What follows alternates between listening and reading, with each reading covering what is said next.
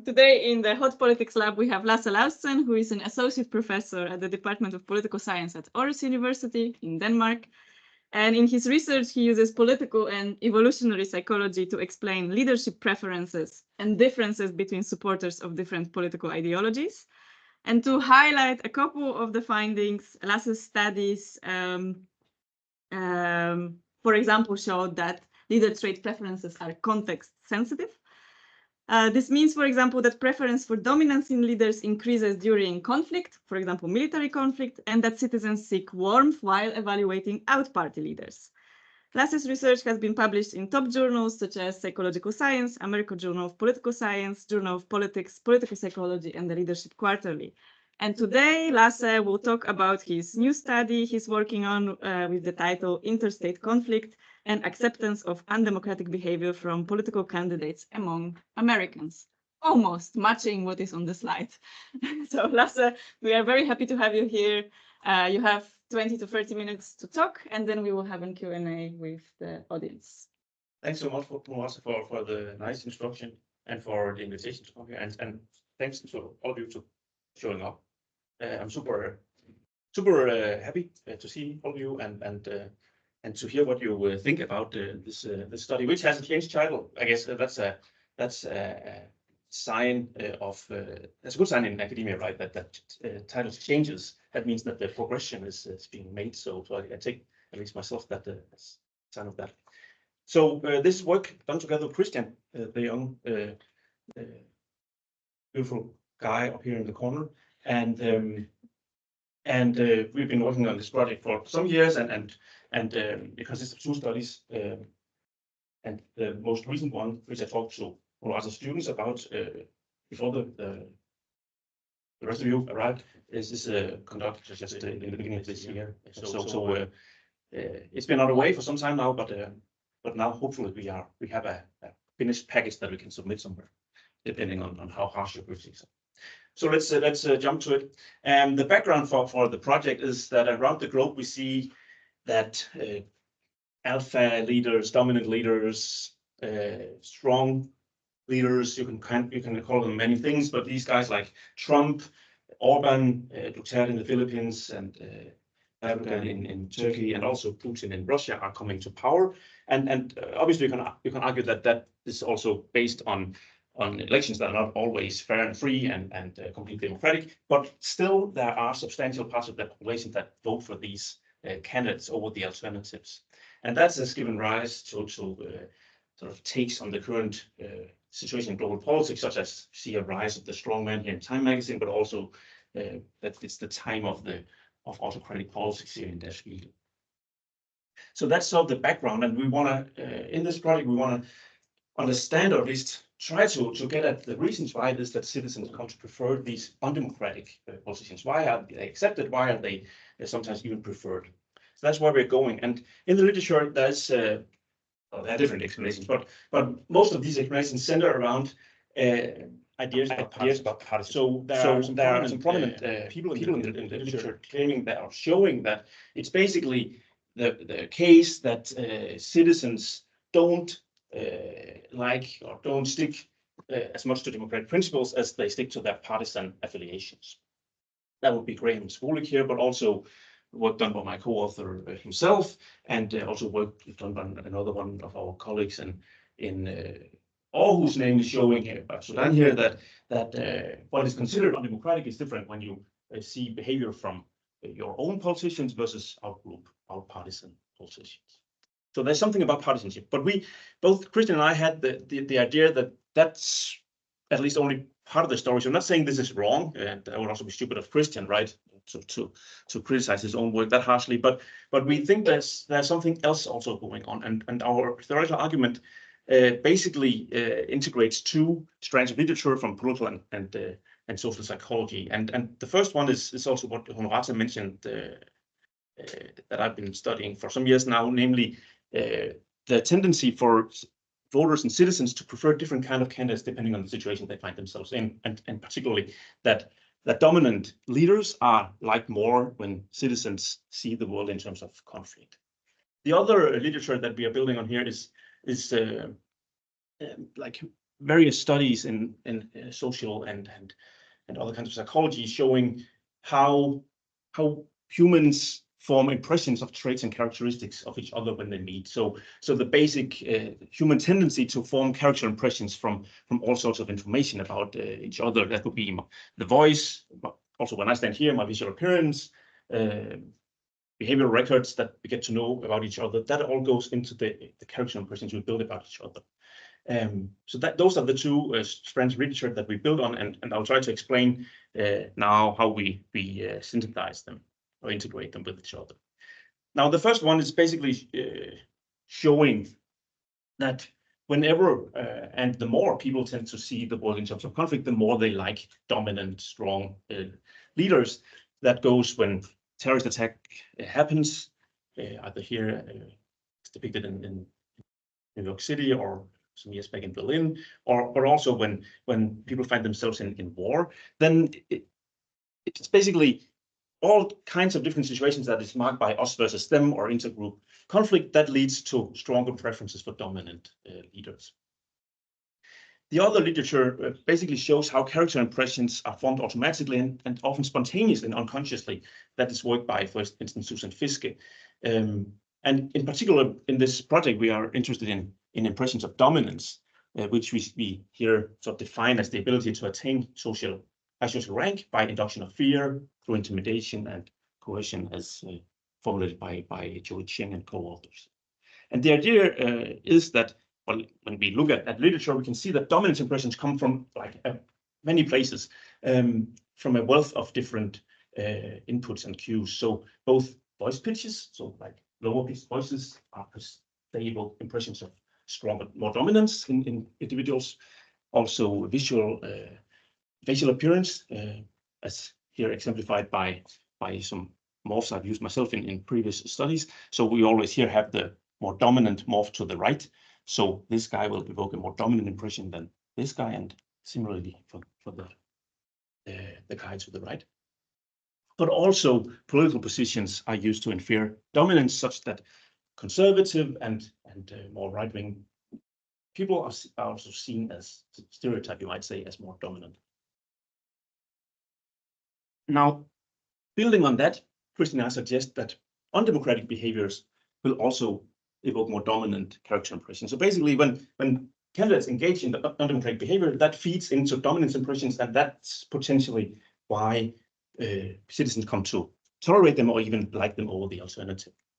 So basically, the first strand of literature that I went through on the former slides is giving you this, right? Dominance impressions are generally, or dominant candidates are generally disliked, but then you can sort of increase the conflict level, and then dominance becomes an asset in candidates, and that's why they are liked.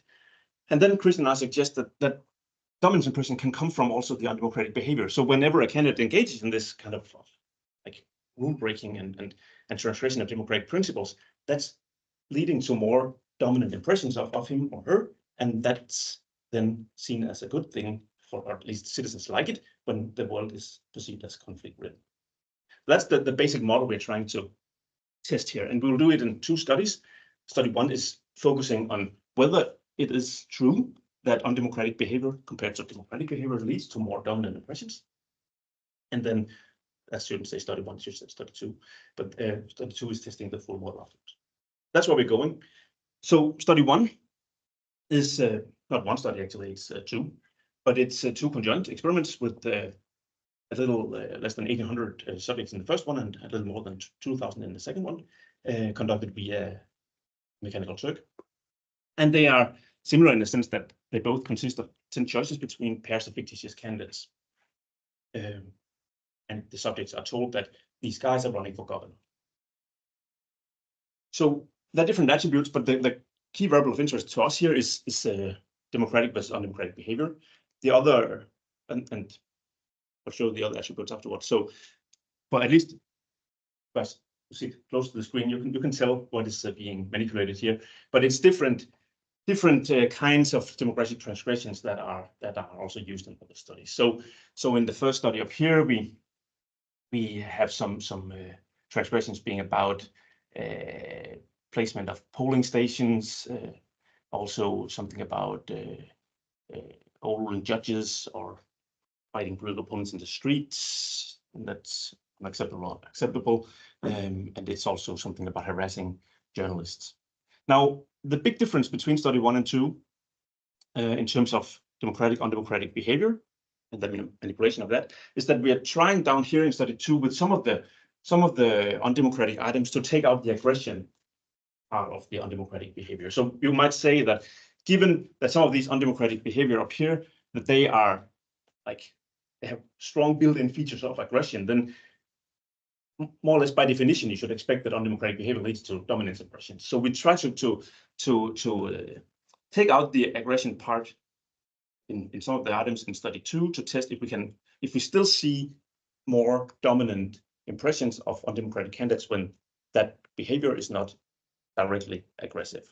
So that would, for instance, be here, you might see them as softer in the sense that they aren't giving you clear aggression signals. So here, undemocratic behavior is a candidate saying that election officials cannot be trusted, and that elected officials should not be bound by court decisions they regard as politicized, versus the more aggressive ones that are clearly more well, they're clearly more aggressive. So it's about using force against certain groups, and that could be necessary if they retain information about crimes or similar stuff. So that is the key attribute. The other attributes are more or less standard in conjoint design. So it's age, gender, profession, party affiliation of the candidate, and also some more like political positions they take on different issues. Our dependent variables are trait impressions. So we assign by random respondents to rate either dominance, warmth, or competence for the candidates they are seeing in the study. And then we compare effects of undemocratic versus democratic behavior on these trait inferences. So just to give you an idea about what's going on here is like one choice or one screen that respondents were facing. And you see that here among positions, one of the 3 positions is then democratic or undemocratic, while the 2 others are more like standard liberal or conservative positions. Okay. So let's go to the results. And in support of our general idea, undemocratic behavior does lead to more dominant impressions of candidates, like a strong effect here of the DV is recoded to 0 to 1, such that this gives you an effect of 23 percentage points between democratic and undemocratic behaving candidates. And the same is not true found for warmth and competence. If anything, we see also effects, but in the reverse direction, such that undemocratic candidates are seen as colder, you might say, or at least less warm, and also as less competent than democratic candidates. Study 2 replicates those effects more or less completely and to more or less on the decimals for the aggressive undemocratic behaviors up here. And then looking at the non-aggressive undemocratic behaviors at the bottom of the screen, we still find effects in line with our theory and support the theory, but substantially weaker. But still, these undemocratic, non-aggressive behaviors do increase dominance behavior compared to democratically compliant behaviors. So that is sort of the first part of the model, right? That now we believe, at least ourselves, that we have sort of established that undemocratic behavior does paint a picture of a candidate as more dominant. Question then is, how does that relate to evaluations of that candidate depending on the context that candidates find themselves in? So that's what we're testing in study 2 here, using 2,600 Americans collected early this year. It's classic vignette-based survey experiment about a fictitious candidate we named Thomas Johnson because we thought that was a very common American name. And one important part of the study is that Thomas Johnson is always running for the preferred party of the respondent, so it's sort of an in-party candidate. And for independents, or people who say they don't affiliate with neither the Republican nor the Democratic Party, we assign a party for Thomas Johnson by random. And sort of the narrative around the study is that Thomas Johnson is running for a presidential election in 2028. So we wanted to do something with the presidency, but obviously couldn't do something in 2024 now without people thinking about Donald Trump and Joe Biden. So we wanted to do something else, and we then thought going 4 years out in the future and asking subjects or respondents to imagine the next presidential election, that would be the best we could do. That's what we're doing.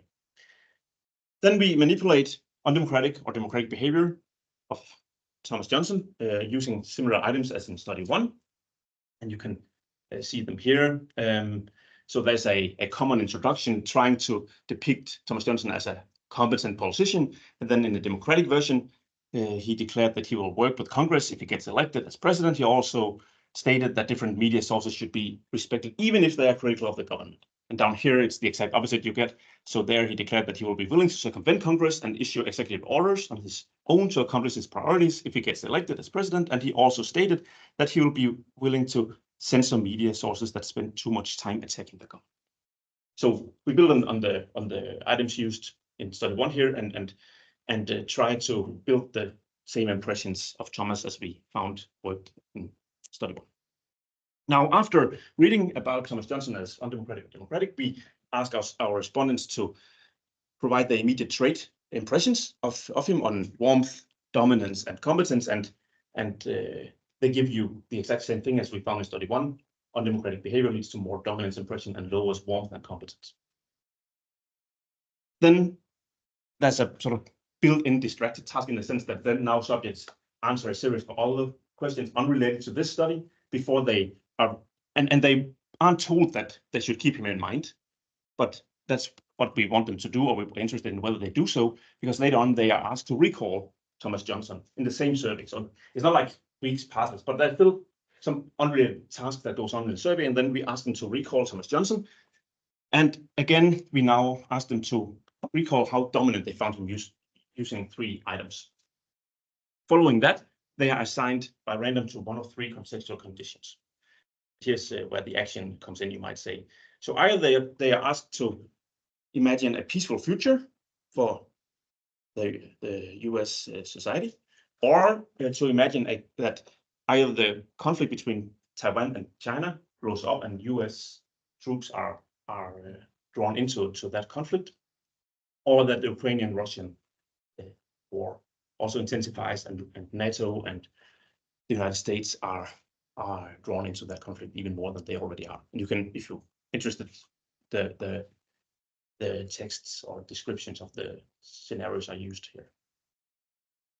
So we use 2 different conflict situations because we were interested in seeing whether, so you might say that there's already conflict between Ukraine and Russia, whereas there are clear signs that the relations aren't good between Taiwan and China, and the United States would also be drawn into that, but it's more unsure how that might go. So we were interested in seeing how, like, ongoing conflicts versus potential conflicts might affect these things differently. But as you will see, well, you won't see it, but I can tell you that there's really no difference between how these 2 conditions work. So we lump them together in the results we present here, and then we also noted that we would do so in the pre-registration if there were no differences between the 2. But anything I'll show you also holds within each individual conflict situation. Our dependent variable is basically the evaluation of Thomas Johnson's capability to handle this described situation and also respondents' likelihood to vote for him. And again, we recode to scales from 0 to 1, with 1 being the most positive evaluation of Thomas Johnson. Okay, so let's look at the results and what we find. On the left, you have capability ratings, and on the right, you have vote intentions. And the first thing to note is really that in the P situation, the undemocratic candidate is always just seen as less capable, and it's also less likely that anyone would vote for him.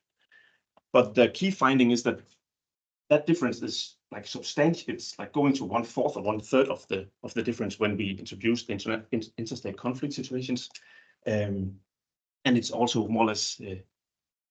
I can use the pointer. It's also more or less halved over here in using the vote intention DV, meaning that when we introduce war or conflict with other societies, other nations, people become more tolerant of undemocratic behavior. And this is, I think it's noteworthy, this is across all Americans. This is not just some right-wing Republicans who are thinking about Trump or something. It's including Democrats, Independents, and Republicans alike. Now,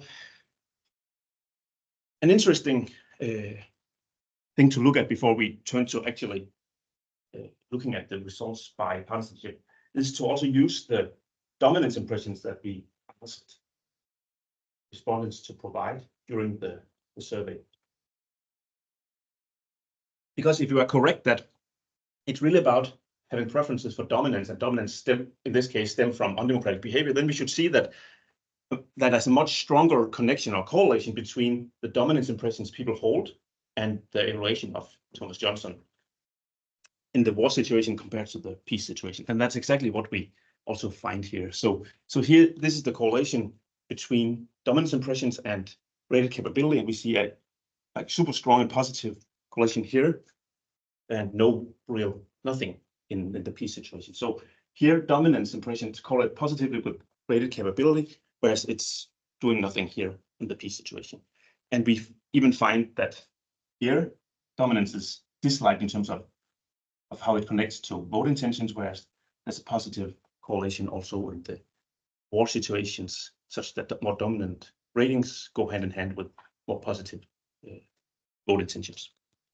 Okay, so now we go back to the treatment effects, but breaking down by partisanship. And as you might expect, these effects are much stronger among Republicans than among Democrats. But I think what is noteworthy is several things. So to me, it was super interesting to see that even among Democrats, we do see a significant reduction in how undemocratic behavior is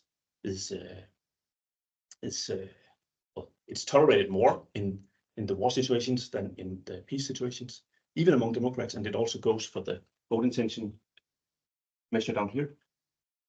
Results are, compared to Democrats, stronger among independents, but they are even stronger among Republicans, and there it's almost like up here as a positive trend.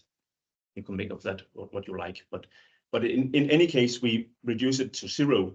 The difference between the Democratic and undemocratic candidate ratings when people are assigned to a conflict situation among Republicans.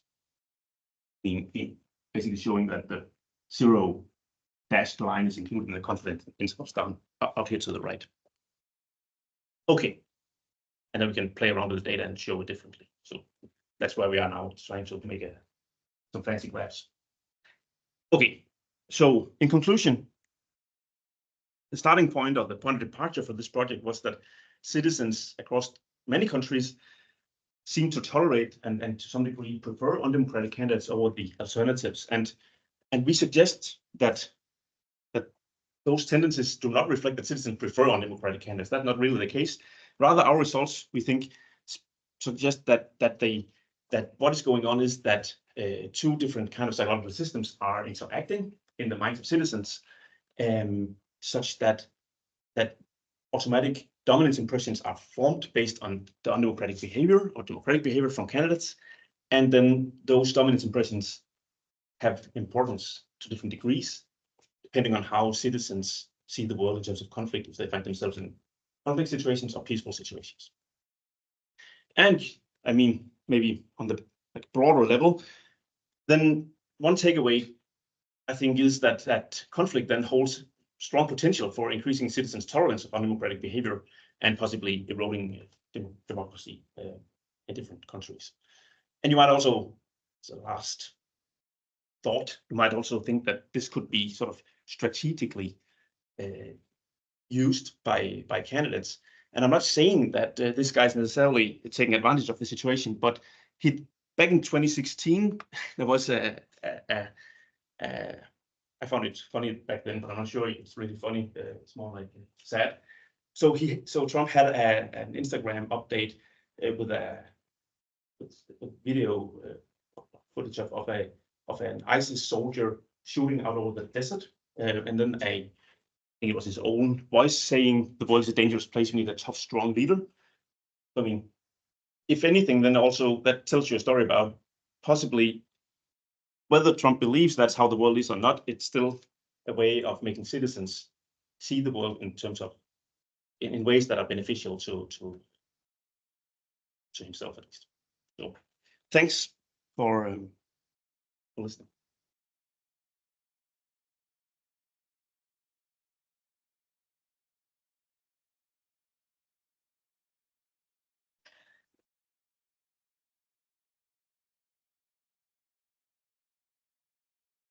You can type that into the chat box. You can stop. So thank you so much for such an interesting talk. Anyone have questions? I have one question. Now in your experiment, you very much on like international conflicts between nations, and I'm imagining that there are different types of crisis scenarios, right? There is a conflict between nations, but there's also national conflict, parties, or other types of crises within a country. Would you think that all of those different conflicts or crises lead to candidates, or do some of them also lead to preference for a person that unites, for example? That's a good question. Also, something that was brought up among other students before the break, and I think that's well, I mean, these studies here can speak to that, but I think there are existing work suggesting that dominant leaders are also preferred when other kinds of conflict within, or like domestic political problems, or other kinds of like more intergroup conflict is high. So yes, but I think that's more like the concept of the dominant leader who can. You might also ask, what is it that the dominant leader is good for? And research suggests that one way to think of that is that he/she provides leadership in or is capable and willing to enforce leadership in the group, and thereby also sanctioning non-violators or people who are not doing what they should for the group. So in that sense, any kind of conflict against an enemy human outgroup would trigger this reaction. That would be my guess. But I think the sort of why is that an enemy human outgroup is that we have done some studies trying to get at other kinds of threats like pandemics or like natural disasters of different kinds. But those aren't really triggering the same preference for dominant leaders. They might trigger preferences for other kind of leaders, which are more muddy, at least in my own work, and unclear what that kind of leader would be. But it's definitely not the same degree of dominance that they want in a pandemic compared to engaging with enemy outgroups. Yeah, thanks, Lasse. Thank you for all the way here. It's a pleasure to see your work again. And my question is as follows. So a lot of the discussions on dominance in the hunter-gatherer world is whoever sees dominant leadership as some result into group. Inter or intra? Inter. Yeah. Yeah. And so if you talk about these automatic dominance expressions, undemocratic behavior, do we need to see this undemocratic behavior as a form of intergroup conflict that's being solved? Or do you think that automatic dominance expressions can also stem from a range of other things like solving intergroup conflicts? I think it could. So, I mean, the dominance impressions are, I mean, that there are a lot of studies showing different ways of affecting dominance impressions. So it could, my best guess is that those impressions can come from many different kinds of inputs or information cues, and we don't really show that here, but I have other works showing that the specific information that leads to people updating their dominance impressions about a leader, those information are often just forgotten, and then they still hold sort of the online tally model of impression information about candidates, but it's just like on specific traits. So we hold certain ideas about whether a politician is dominant or not, and you could imagine the score running from 0 to 1, and then she does something that makes us update that impression. Then we recall and remember that new impression, but it's not like the information that led to it that's not that often remembered. So that is how we think of, at least I think of this as information that goes into these updates or down regulations of traits, and those things are then stored in memory, but not necessarily the information that led to those updates or regulations. Sometimes we will remember if it's crazy enough, you might say. Then if somebody really, I mean, many Americans probably still remember that Donald Trump, what he was doing when the storm on the Congress happened, right? And it seemed like, well, that piece of information is not that easy forgotten, but other things that also regulates or affect trade impressions are just thrown away when the update has happened. I'm not sure that it really addressed your question. Did it? Remember that. Remember. Yeah. Yeah. I mean that might be a too strong claim for what we can say here, but I guess that's also why I think it's important to these results are super interesting, right? So here we see positive correlations between dominance impressions and rated capability of the fictitious guy candidate. But it's not like we see that they prefer the undemocratic candidate. So here there might still be sort of a tension between he was undemocratic, so I don't really like him, but the impression that he evokes in our minds that's liked in those situations. So that's, I mean, ideally we would have built in longer time in between the dominance impression formation and the recall of the candidate. I guess I'm still wondering a bit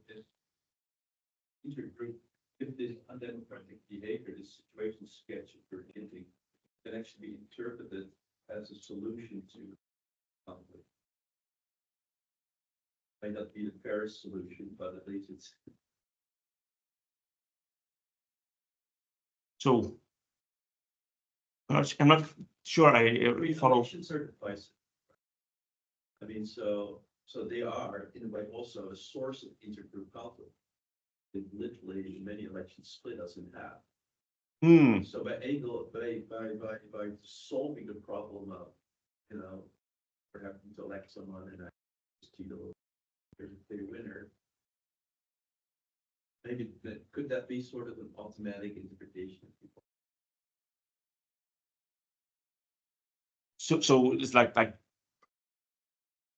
prior behavior in prior campaigns, or No, I'm thinking more that the stimulus creates a problem. There is a conflict between people who vote for this party. This person at least solved it. did he solve the problem between the conflicting? Yeah, now there's no longer conflict. Now we have clear plans.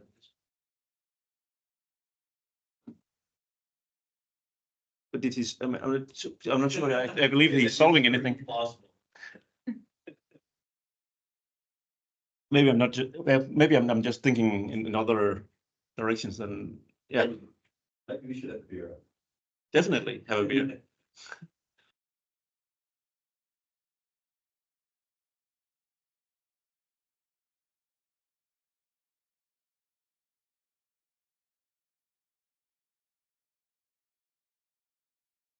Typically that need for safety, I guess you would call it, or and so I guess my main question is, if this is the dynamic that's happening, we live in a very unsafe world, lots of different crises. What would you think would be the evolutionary kind of way to counterbalance this dynamic?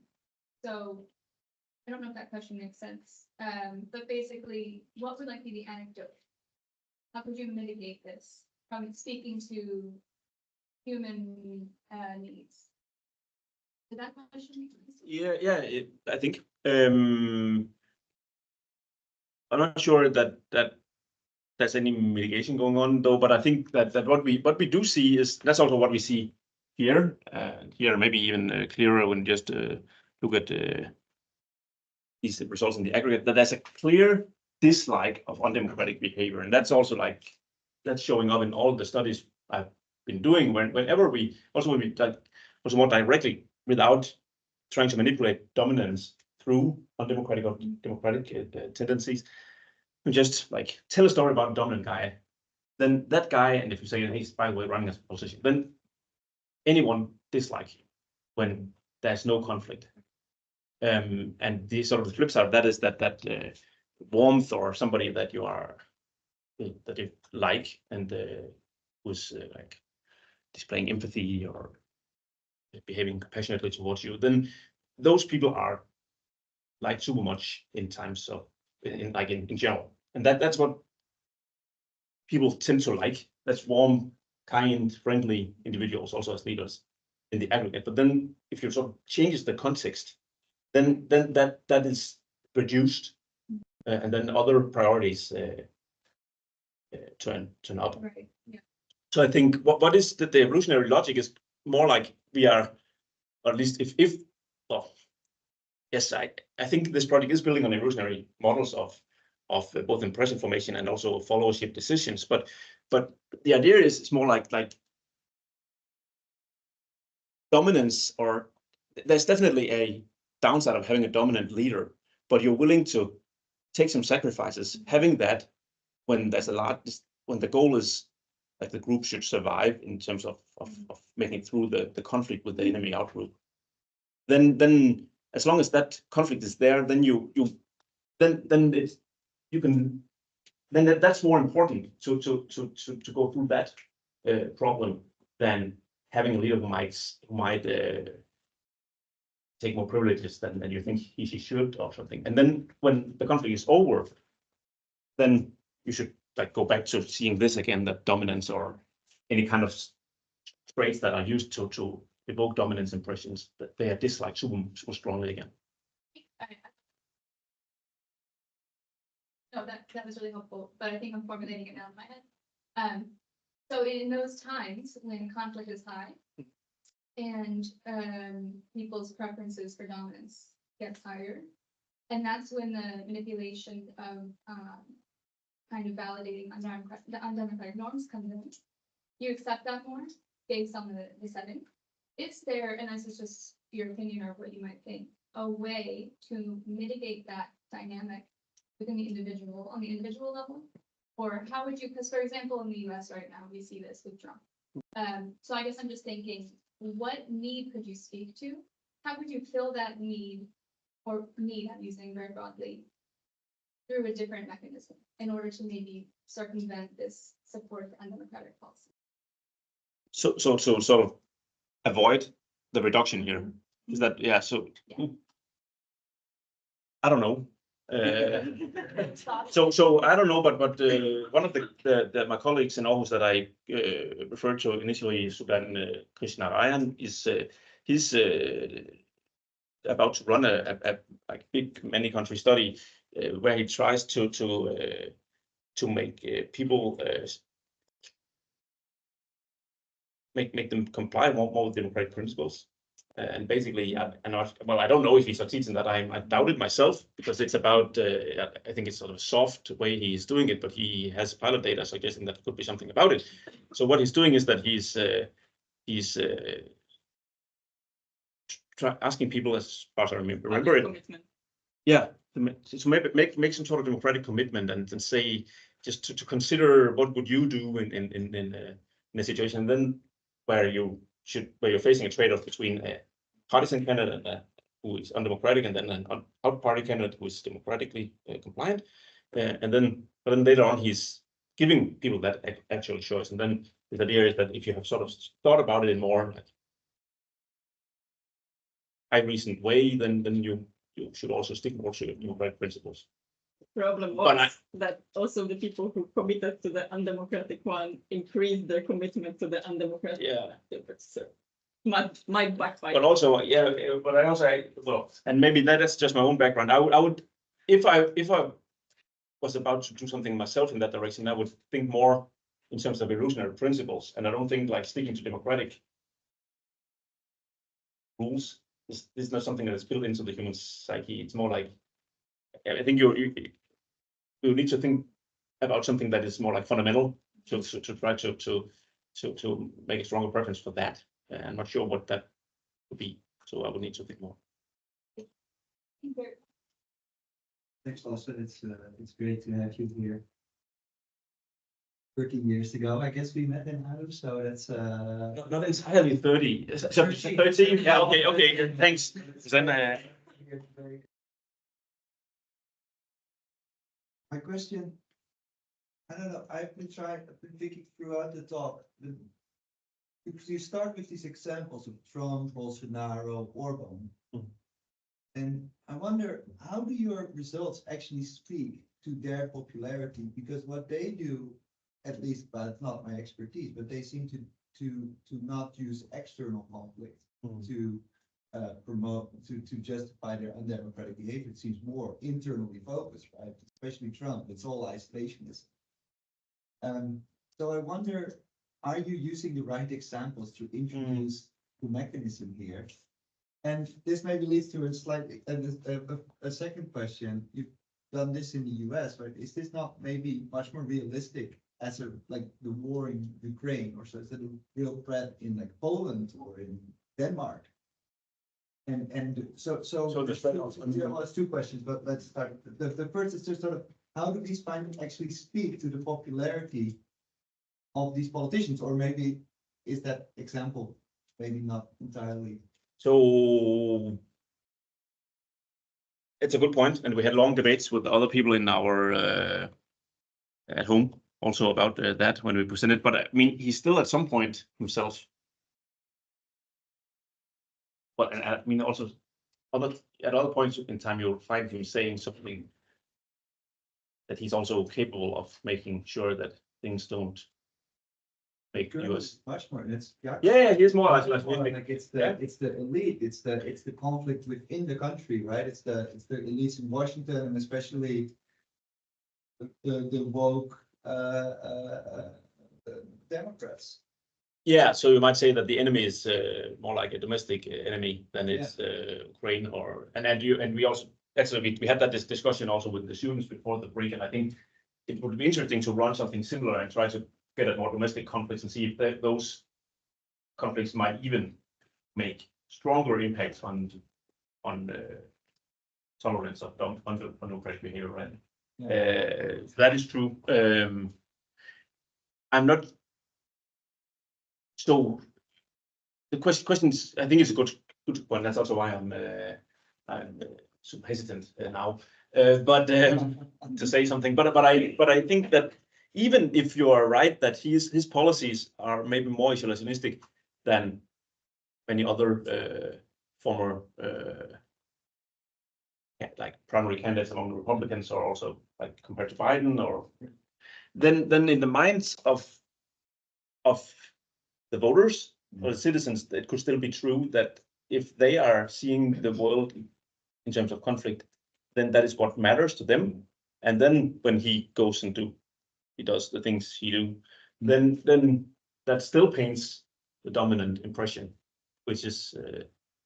So the short follow-up, is it then actually international conflict, or is it just a metaphor, or just that there is a conflict altogether that activates this that has this dominant component to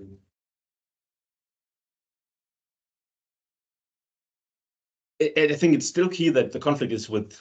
It's like another human group because I think the way our mind works is that there's a sort of a human enemy that we need to beat, and that then the dominant leader is seen as a tool for doing that, making sure that your group is better coordinated than the enemy.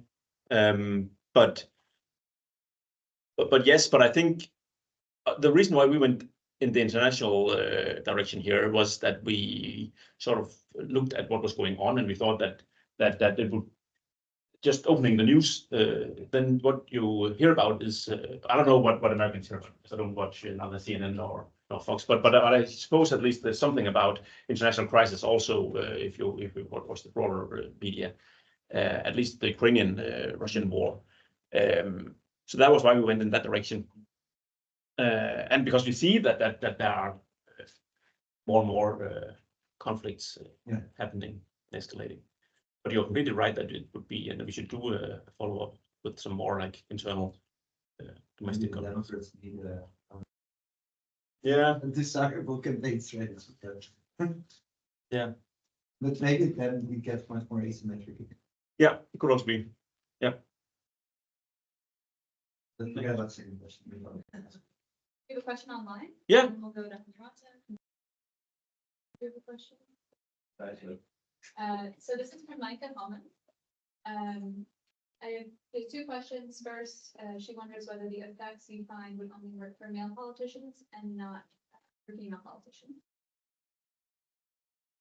That's a good question. So we know, if I'm not mistaken, if we go back to at least, so I don't, in most of the studies we have done, we have used male politicians, not because we are male chauvinistic, but mostly because many politicians, like in super high power offices, are historically men. But here, at least for the dominance impressions, we do have manipulated gender of the candidate. We see the same effect. I think that's in the appendix somewhere. We break it down for gender and also partisanship and stuff. So we see the same dominance effect of undemocratic behavior on dominance impressions for men and women. So at least so far as that addresses the question, then that is at least something.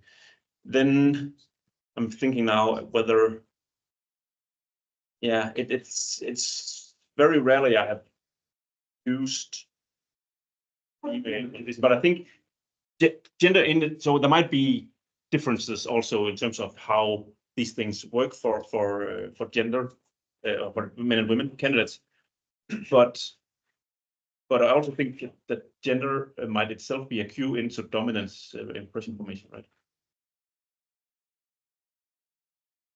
Yeah, so we started this discussion about this book, and I keep thinking about it by Alexander Matowski about the popular dictators, and there actually I think you can draw on, you know, if you want to make a point, it's just about a conflict or some sort of crisis situation. I think his book will be helpful because he actually looks at internal economic shocks and also casualties of some kind of aggressive conflict, external conflict. And they both have a strong association with then movement towards electoral autocracy, which is represented by this kind of strongman, right? So this would be across the world study that he has. And one thing that I was thinking about also in terms of ecological validity of this democratic and undemocratic norms breaking is that usually when that happens, it is being followed with a democratic justification. So we do it to achieve some kind of democratic goal anyway, right? And he also shows that in the book, maybe this is like the next step that you can take, right? What happens if you also add a justification in terms of democracy or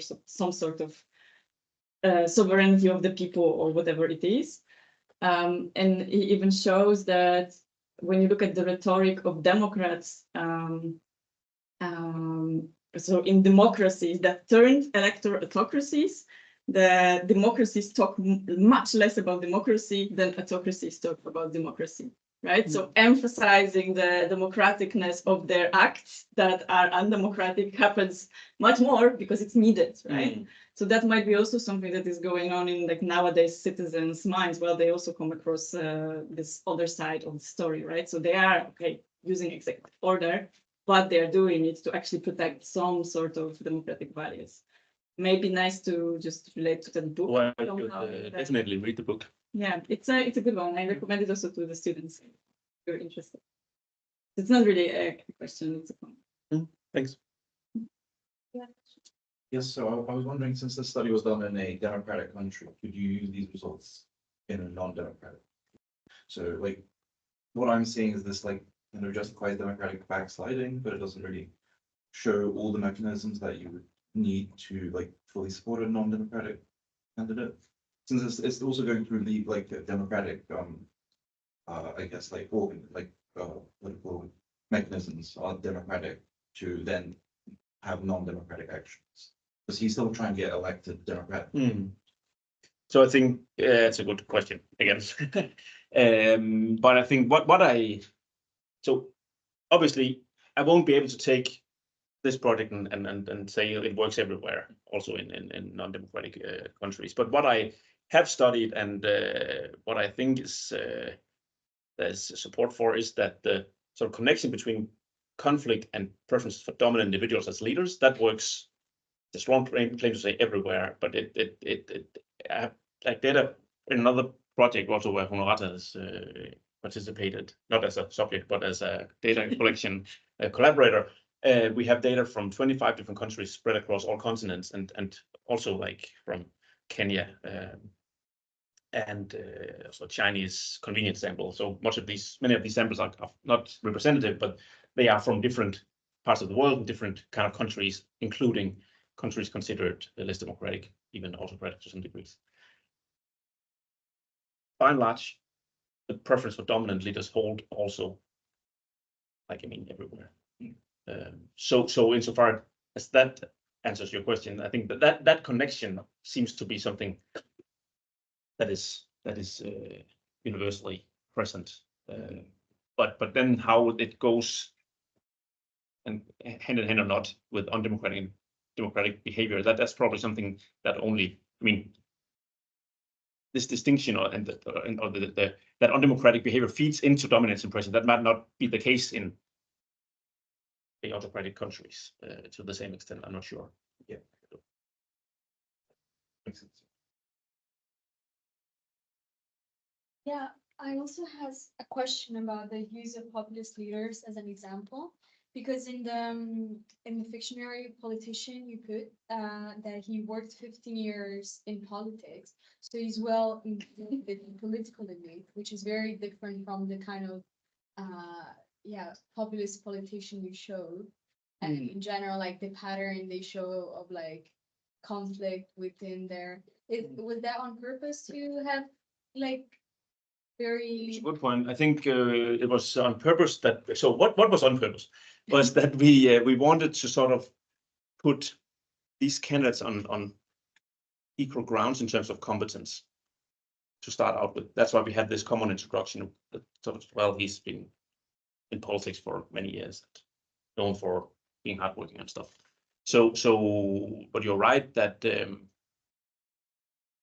we did that to make the study more clean in the more like experiential sense. But then you might say, that's what I'm hearing you say, then that it comes with the price of not being as realistic in terms of being who are those candidates in the real world? Yeah. Right. But I guess my answer, it's an answer, but I think it might be that the results are even stronger with the candidates we see in the real world, because there are multiple other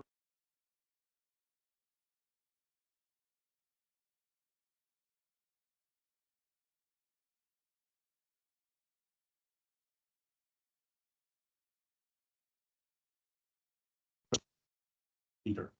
Thanks. A very brief question, but it comes to time, I guess.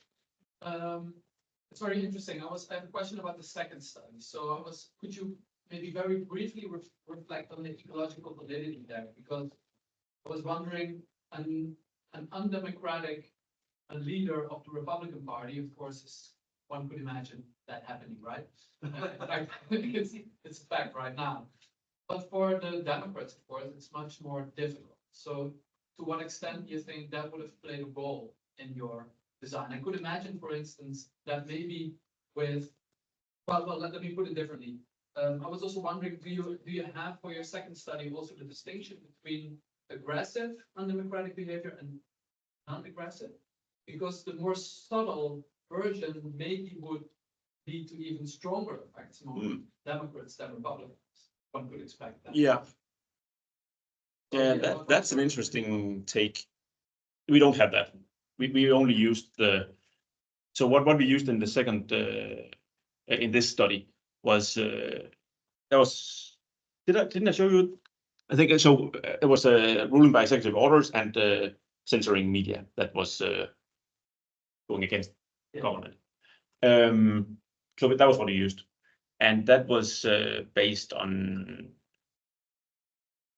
I don't know what it was based on as I stand here, but I think it was based on decisions about not picking the most aggressive items, but also still like having some. So, but you might be right that there could be some interesting almost like counter effects going on among Democrats. Yeah, and you're completely right about the sort of, is this realistic for Democratic voters that their own presidential candidates in 4 years will be acting undemocratically?